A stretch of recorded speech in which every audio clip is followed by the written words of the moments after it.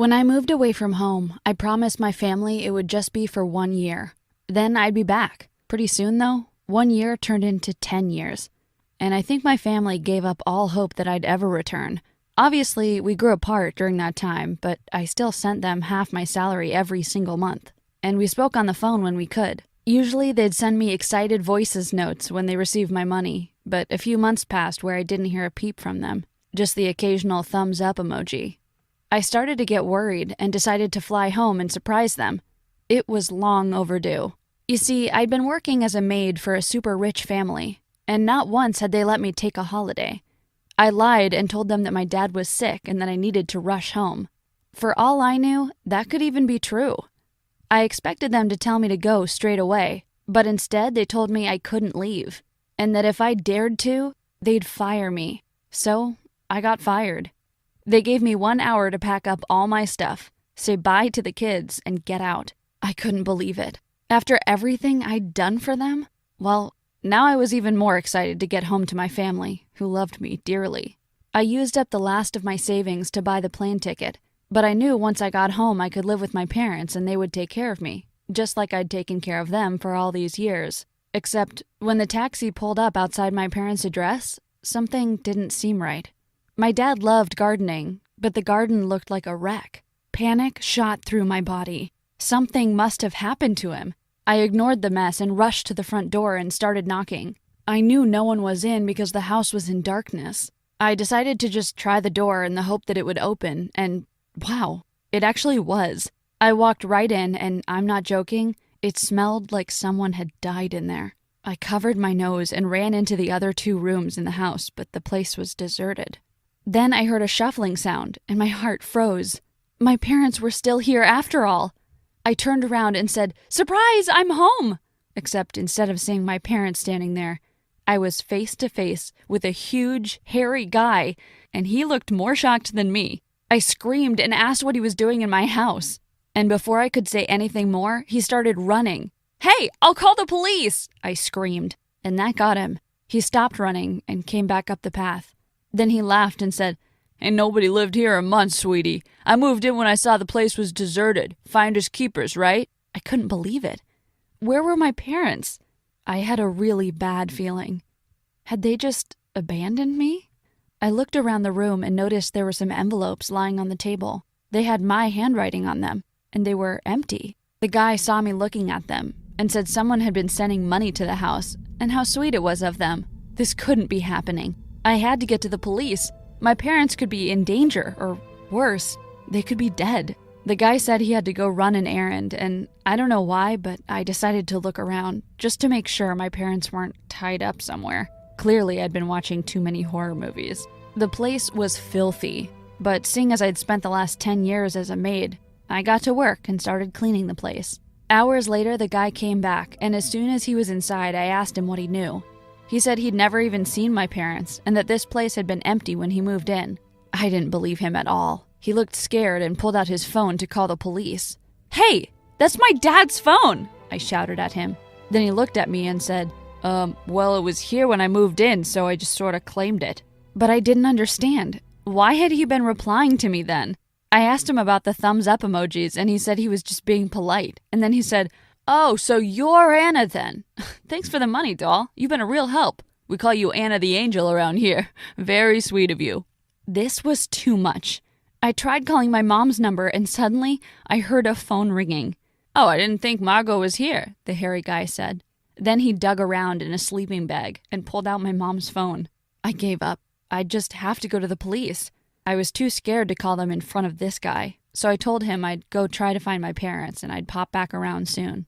I ran out of there with my suitcase, and then I called the police, who said they'd be right over. I decided I'd go speak to the neighbors in the meantime, see if anyone remembered me and could tell me anything about my parents. But there was no one around. In fact, it looked like a ghost street. Had everyone just moved out? I remembered my parents had mentioned they might move because there were rumors all the houses here were going to be torn down. Well, maybe that was what had happened. Maybe they'd just moved? The police arrived 30 minutes later, and they went into the house to have a word with the hairy guy. After a while, they came back out and said this whole neighborhood was due to be torn down any week now, so those squatters could do whatever they liked. But it's my house, I said.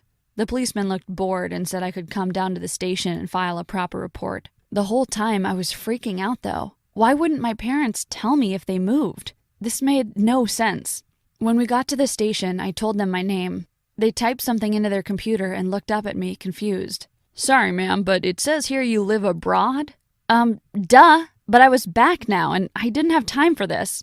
I asked them to at least help me find my parents, and when I gave their names, they said they'd left the country a couple of months ago, and therefore they couldn't help me. I made quite a scene, and eventually they asked me to leave or they'd have to call the chief police officer. I'd been gone so long, I didn't know what to do. My parents could be anywhere by now. And why hadn't they told me they were going traveling? I felt kind of annoyed. They should have been using the money I sent to look after the house, not go traveling. No wonder the house looked horrible. I walked the streets for a bit before finding a little cafe. I was starving and exhausted, so I flopped into a seat by the window and just ordered coffee after coffee while I tried to figure out what to do. Eventually, the manager came over to me and said they were closing soon. I drank up and was getting ready to leave when I heard someone screaming. I looked outside and there was an old woman by the window, staring and pointing at me. I quickly went out to see if she was okay, and she started praying and shaking her head. The ghost of Anna is here. Oh, Lord, why? She kept muttering to herself over and over again. And then I recognized her. It was my grandma's best friend. My grandma had died when I was little, so we'd lost touch with her over the years. I tried to calm her down and told her I wasn't a ghost, that I was alive, and I needed her help. We found a nearby bench, and she was honestly shaking. I told her I'd been living abroad and had just come home because I hadn't heard from my parents in ages. She then told me that she'd seen my parents about 2 months ago, and they'd been hysterical, saying I'd died. So they'd left to go and collect my body. She said no one had seen or heard from them since, but that there had been a rumor going around that they'd decided to stay abroad because they were too sad to come home without me. This was crazy. I was clearly alive. Why would my parents think I died?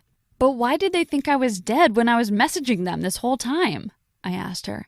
And the old lady looked at me and said, Your boss sent a letter to them saying that there had been some kind of accident and you sadly passed away. No! Why would my boss do that? I mean, he didn't treat me that well, but he wasn't cruel.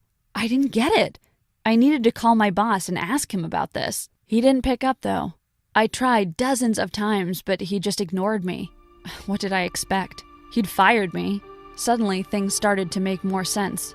The way my boss had been so quick to fire me and told me not to bother coming back. Why had I let him treat me like that? But to tell my parents I died? That was too much.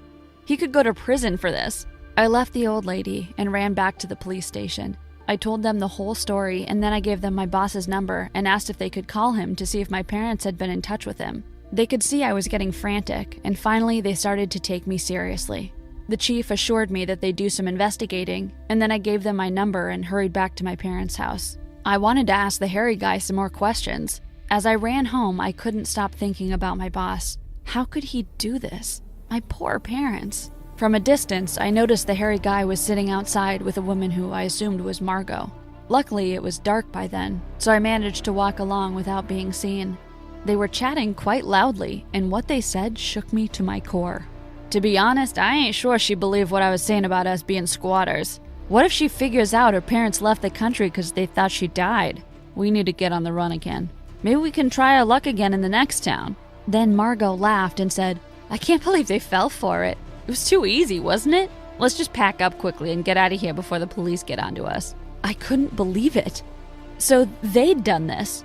Not my boss. They were criminals.